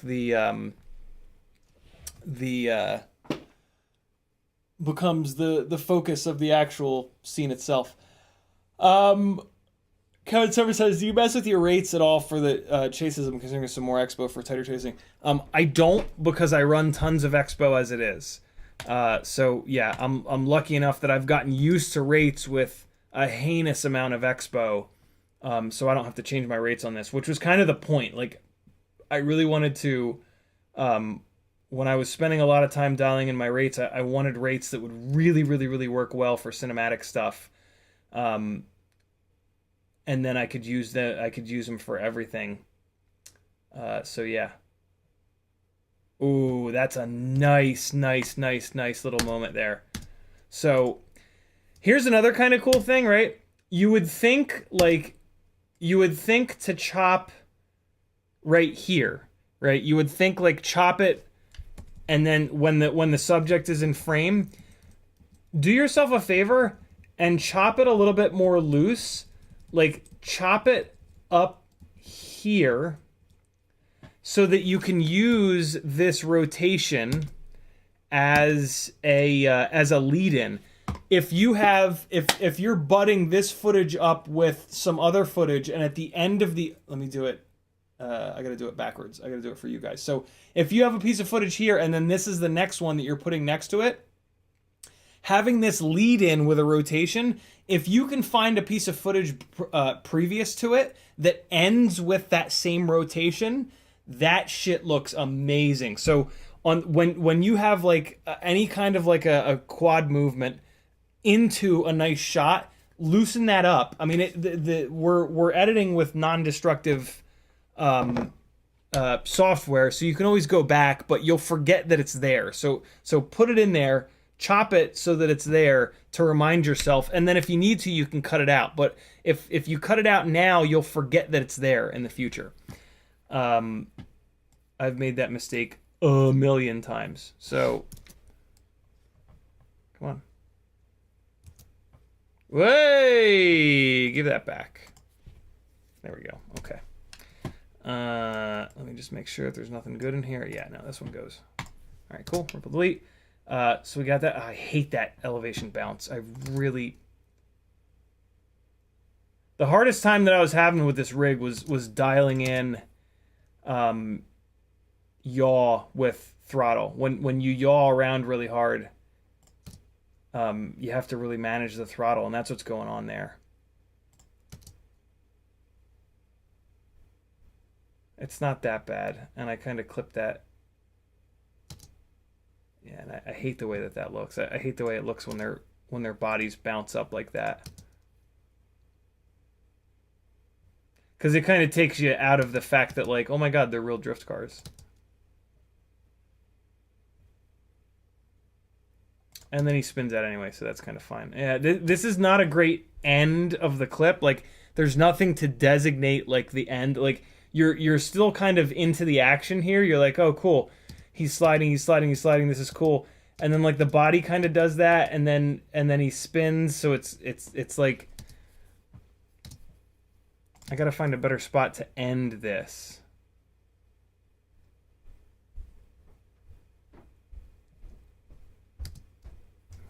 Yeah, this clip is just not gonna make it in. That's okay. There's lots more. I'm gonna chop this out completely.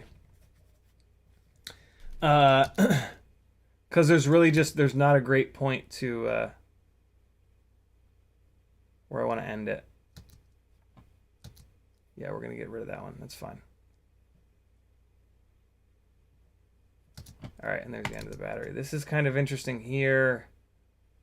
I could get end of the cone, but now it's not that good. Okay, so we're going to kill that.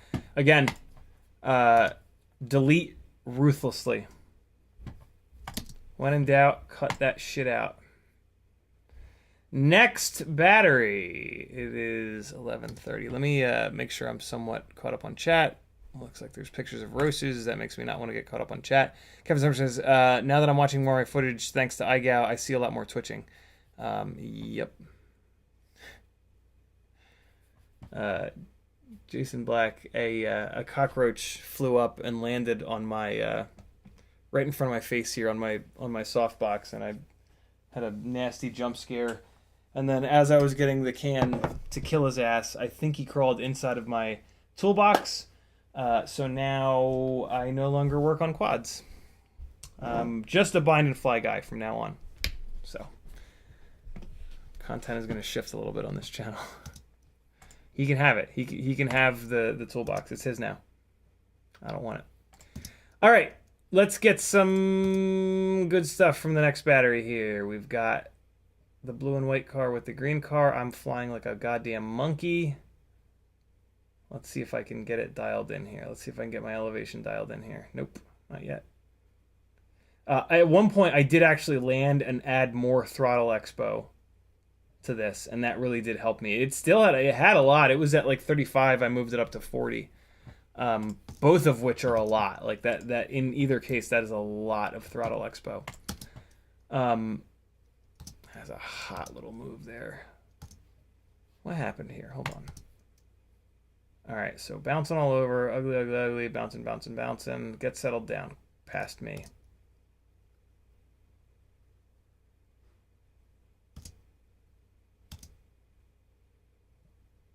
All right, now we're settled in. I'm gonna cut it here. just because that was all garbage. And it's easy to cut real quick and ripple delete. Yeah, it doesn't make sense there, but I think there's a nice one coming up here. So there, we're locked in. Oh, yeah. This will make it in. So, all right. Picking my beginning point, it's going to be when I start to lower elevation there. Because it keeps this other car kind of like hidden. And you can have like this little surprise, motherfucker, moment. So, I need that on the soundboard. So we drop down. Hop on him. Yeah, that's... Ugh. That kind of sucks there, but we'll probably put this into slow motion. And I'll use this little crane hit as an edit point. So rotates over, and the last frame we want to be blurry. If we use this as the last frame, where it's starting to get crisp again, the cut would look very awkward. You want to make sure that you use these blurry frames, and I might actually need to pull it back even more, but we'll leave it. Like, I might want to use this frame here where it's super blurry, but we'll try to cheat it a little bit. You want to try to have it like, at least, if you're going to do that little trick, you want to try to have like 2 frames of blurriness. If you only have 1 frame of blurriness, it's kind of abrupt. Like the cut kind of doesn't make sense. If you have 2 or 3 or 4 frames of blurriness, like, you see it hit, your brain registers the blurriness, and then it cuts, and it's just kind of like, oh, cool. And even better, if the frame that you're cutting to has some blurriness, that really hides it. So that's what we're kind of up to there. So now we got a little recovery here, and let's get back into it.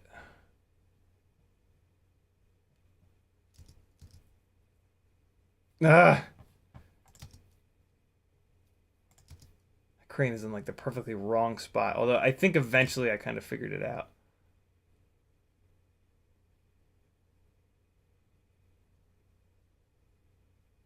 Always look for like nice lead-ins and lead-outs to little bits. That's a really nice way of adding some production value. All right, so what do we got here? I rolled on really hard, but then that's really nice. That's really nice. Okay, so where can we kind of creatively start this? I could start it right here and act like I'm just picking them up. I think I might do that.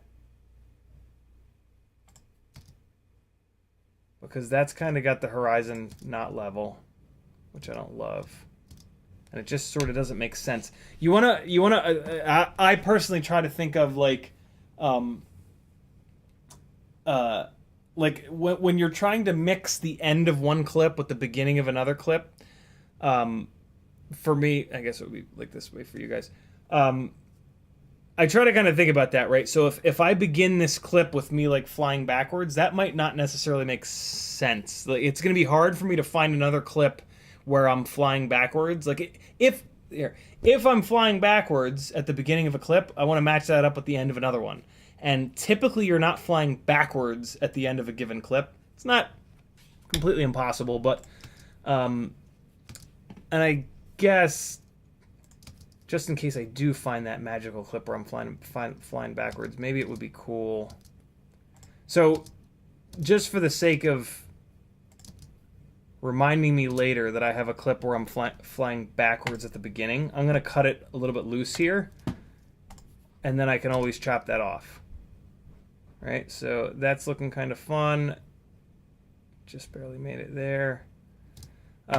Also, like, look at your subject. Make sure, like, the subject is doing something interesting. It's not really about your flying. It's about the subject, right? So, like, in this case, like, yeah, I'm tracking a great line and I'm not crashing, but look, the blue and white car is still in a drift. The green car smacks into the wall and stops drifting. The blue car is, like, off the frame. So right now, like, this is done. Like, we're done. This is now crap. Like, as of right around here, this is over with. Because we lose our subject. The subject stops doing the thing that it should be doing. So, in this clip, Although we do get like this little recovery action here. But again, you want to ruthlessly chop everything out that you possibly can. So I think this is going to get cut down. It's a shame there's another car catching up off on the right here. See him? There's his little nose. But he's a little too far back. Hey!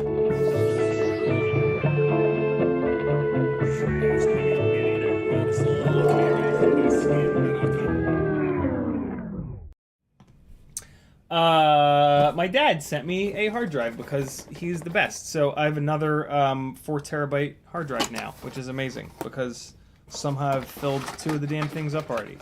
So yeah, thanks, Dad. Very cool of you. This big boy. In an enclosure. I might end up pulling it out of the enclosure to put it into another hard drive bay thing that I get. But for now, I will leave it in the enclosure, just to get it hooked up and start using it, which is very cool. And then, yeah, B-Man sent me the 5-inch prop bags, which is really cool. Hey, I'm still looking for the 4-port version of this Lumineer Paraboard. I will trade you for this 6-port version, or I'll just send you money for it. But yeah, ask your friends if they've got the 4-port version of this Lumineer white. It's the easiest way to identify it. It's the white parallel board. I want the 4-port version because it's really small, and I want something for my travel gear, for the America Crit Cup stuff. Hey, also, stickers are available. Sticker packs, individual stickers, whatever you want. Sticker pack here is $10, and I'll mail it to you. Or you can get individual stickers here. We've got the matte sticker pack, which is Micro King, Gangly Gang, and the logo. Or holographic, which is a window cling, a gloss window cling here, big old Micro King, and then a holographic Gangly Gang, and a holographic CiottiFPV. PayPal me $10 and your address, and let me know which sticker pack you want, the sheet or the packs, and I'll mail them out to you. I haven't shilled that in a while, so yeah, there you go. I gotta get some more envelopes, actually. I stopped talking about them when I ran out of envelopes, which is kind of silly. But yeah, the sticker sheet has 5 individual stickers on it. Shout out to CMYK for doing the design, and even like having them printed and sending them over to me. It was super, super, super cool of them. All right, back to work. So what am I going to do about this?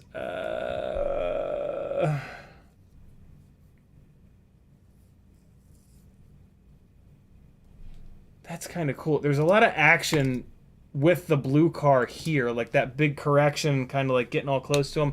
I'm going to cut this long, and then I can chop it down to size later. So, and here we've got an excellent blurred out transition point.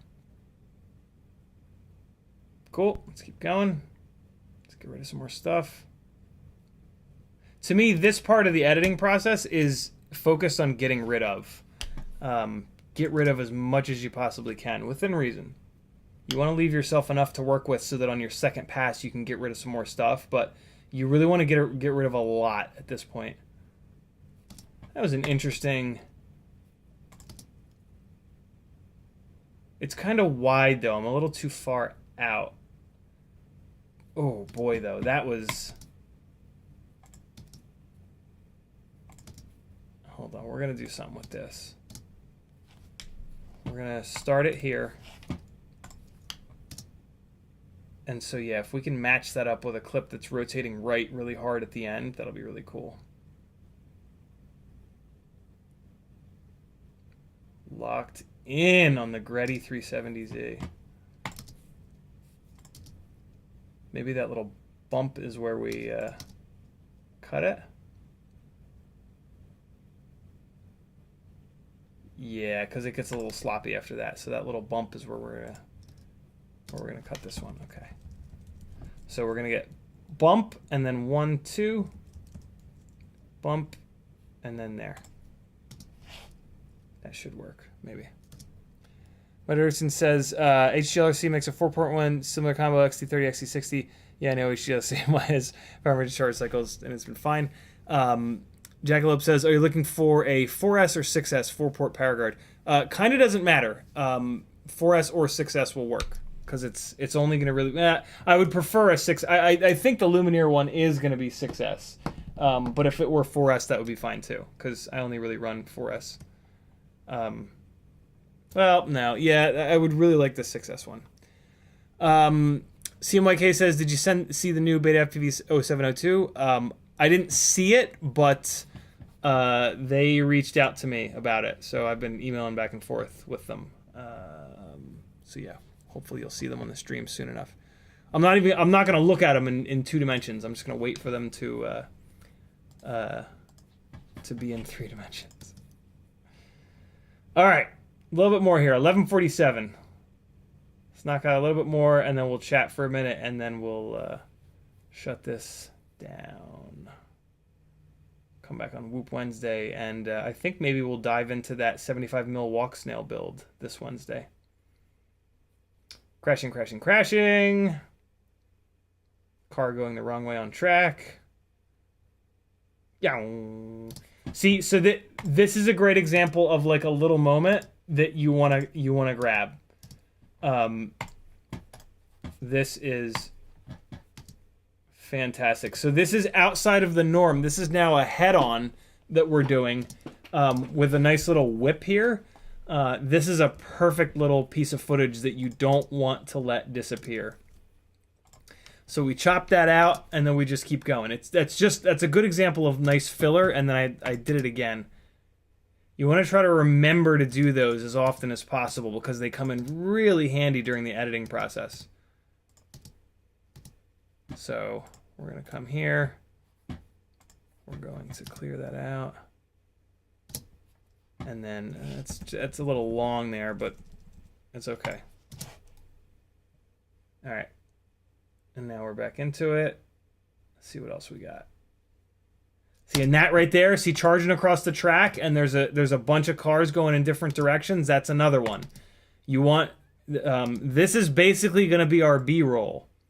The A-roll stuff, the main stuff is us like locked into cars, really, chasing them around and whatnot. But these little moments like this are really nice for like the intro, and just to it can get a little monotonous to just have the same thing over and over and over again for 2 or 3 minutes. So you look for these different shots. I really wish that I just kept tracking straight. But, yeah. Life's imperfect, yo. All right, so we're going to come here.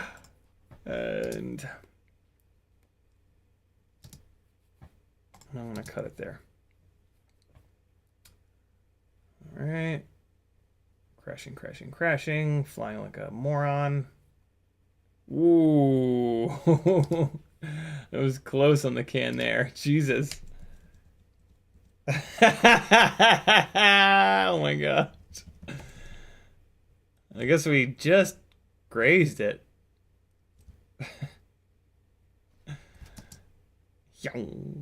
It's a shame I crashed after that. And that's the end of that battery. All right, a little bit more. Another couple minutes. Athix says, liking Walksnail. Yeah, it's good. So now that I'm watching this footage back, there's one of 2 things going on. Actually, I think both things are going on. I am much worse in this flying this rig than flying the analog rig. And I think that is due to the latency. It's also certainly due to the weight of the rig. And the fact that like I am getting used to the rig, but I've definitely noticed that the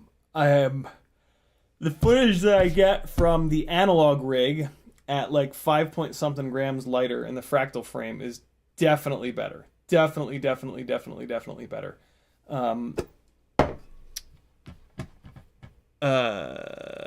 But yeah, I mean, it's a rig that's getting 1080, 60 FPS. So, uh, yeah, sure. It's not going to be quite as dialed in as the stupidly lightweight, absolutely lightning rig. Um, but yeah, I'm actually really curious how much of that is the rig being heavier versus latency. I feel like the yeah, I feel like the latency might be a bigger part of that than I'm realizing. But other than that, I mean, this footage is insane. Like this is great. This is so much more watchable than the analogs, the analog footage out of this. So I am definitely digging Walksnail. I'm really impressed by Walksnail across the board. And it's got like some of the lowest latency out of any of the digital systems, right? So like me bitching about the latency is more me bitching about digital versus analog than anything else. I guess HD0 has less latency, but you don't get anything near this image quality out of it. So yeah. All right. So, I love this little bump and run, like a little bump and then jump up over him. And then he bumps me back. Oh, that's great. I bump him and then he bumps me back. That's terrific. I'm leaving that in. That's just too cool. Where should we bring this clip in? Right around here, I think. Yeah, right around there. Right around that little transition from right to left. There it is. And right there. Right to left. Let's chop that. Right under the thing. Bump him. He bumps us. Recover. Lock back in. Oh. What did I hit there? The can hit me. Oh, that's great. Yeah, the can came down and thumped me good. But we stayed in it. I wonder if that's crash recovery. I wonder if it's crash recovery or just the PID loop that's... It's well, no, crash recovery kicked in when I hit that railing. Because it really aggressively... See it? See, it aggressively kicked the accelerometer on. That's pretty cool to see that. So when the can hits me, that's not crash recovery, because like the can hits me and the PID loop is just on, and now the PID loop is just driving me towards the barrier. All right, so the end of this clip is going to be smacking into the barrier. Nice big blurry mess here. There we go. That bitch-ass cockroach hasn't shown his face again. Must have gotten scared. Why on earth would I say that? Here we go. Next little bit. Wish I hadn't bumped him. That's a nice little shot though of their. They actually have braking when they come off the throttle all the way. Their brushless motors brake just like ours brake, and that's what you're seeing there. It's locking up the rear tires all the way. Kind of cool. I know the drivers will like to see that. Nice little soft bounce on the crane there. Dunk. I got like most of my momentum scrubbed off, but not quite enough of it. It's kind of cool. All right, hold on. Let me figure this out. Do I want that extra little bit? This is okay. Looking cool. Not that cool though. Yeah, you want to think about like what the drivers want to see, right? Like, yeah, this edit is for me, but this edit is also for these drivers. Not that they paid me for it, but like, yeah, try to think about what they want to see versus just what you think looks cool. When you're getting paid to do this shit, that becomes really important, because at that point, it doesn't matter at all what you want to see. It is 100% about what the person paying you wants. So if your shot looks like garbage, but it's what they want to see of like their artist or whatever it is, your garbage shot goes in, because it ain't about you, yo. It's a hard thing to kind of wrap your head around sometimes, because you could look like an idiot pilot, but it doesn't matter. Got to get your ego out of it. I don't know, about this shot. And that's kind of more interesting there. What if I opened this with that little bump? No, it doesn't look right. So this is all gonna get cut out. Oh man, that's a big one there. I got fucking clobbered. That's crash recovery there for sure. You can just watch it. That triggers it, and bang, there's the accelerometer on. Man, that is impressive. Look how fast it... I mean, we can count how fast it happens, right? We can count how long it takes crash recovery. So, wham. So there's where it hits. 1, 2, 3, 4, 5, 6, 7, 8. This is it, I think. This is 8, 9. So 9/30ths of a second. So like 1/3 of a second for crash recovery to do its thing and level the horizon. That's incredibly impressive.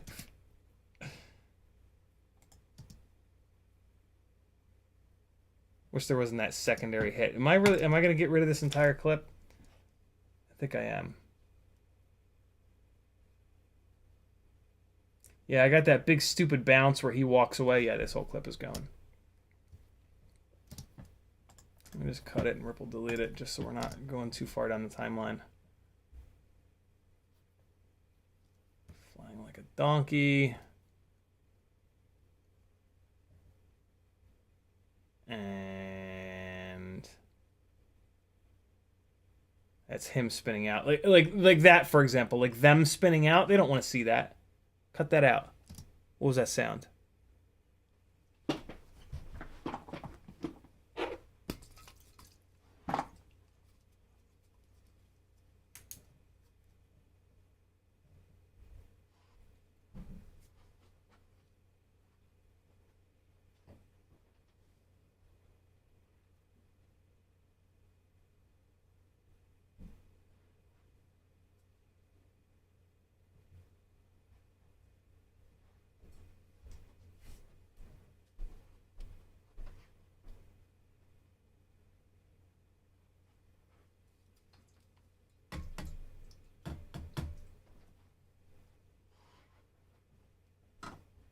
Show yourself!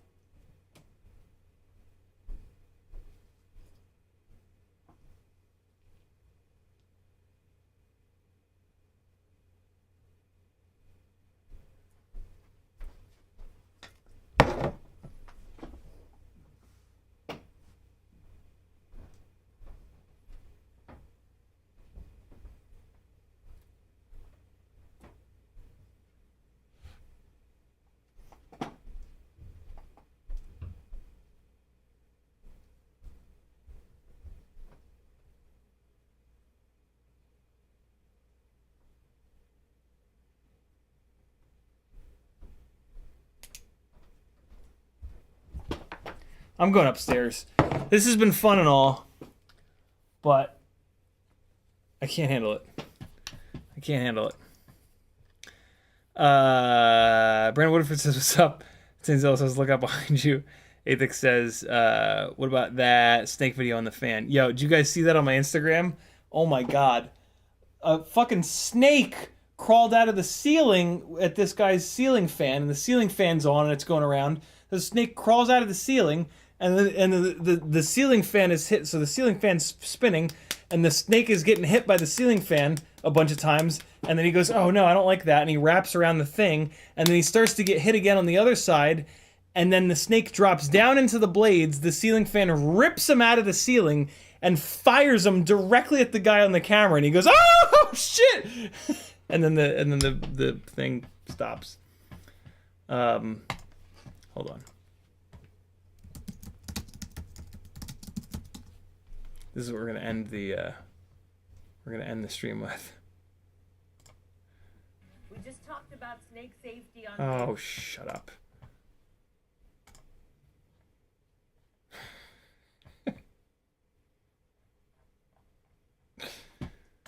Come on, come on. Come on now.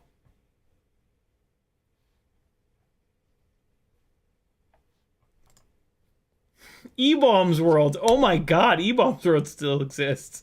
New fear unlocked indeed. There he is. Look at this disgusting.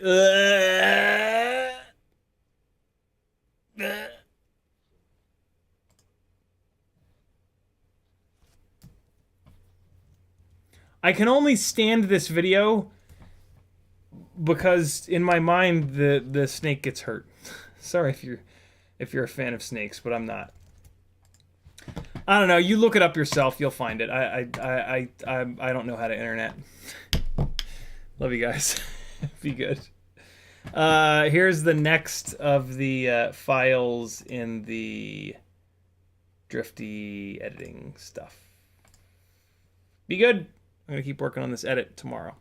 Because right now, I can't concentrate even a little bit. Because there's a disgusting fucking dinosaur running around here. And if he touches me, I'm going to explode and just shit my pants. There was a big freeze from OBS. Be good. I'll see you guys Wednesday. Don't do anything I wouldn't do. And you'll be just fine. Getting some music for you. Ooh, some dance music. Now we're talking. All right, people. Be good. See ya!